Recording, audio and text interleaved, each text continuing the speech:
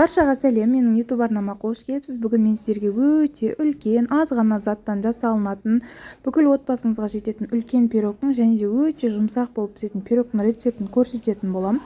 Міндетті түрде видеомды соңына дейін қарап, бағалап кетіңіздер. Ең алдымен ыдысымызға жұмыртқаны салып, үстіне шекер саламыз да жақсылап миксермен араластырамыз. Негізі миксер болмаса қолмен араластыруға да болады.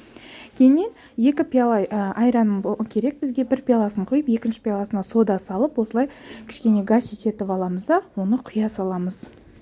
Бұл кезде ешқандай миксермен араластырудың қажеті жоқ, тек қана венчикпен араластырсаңыздар болады. Кейіннен ұнды да електен өткізіп саламыз, оны да ешқандай миксерсіз кәдімгі венчикпен араластырсаңыздар болады. Ал ең соңында осындай сұйық май құямыз. Барлығының мен мөлшерін описание қалдырамын, міндетті түрде описаниені қарап алыңыздар. Міне біздің тестамыз дайын.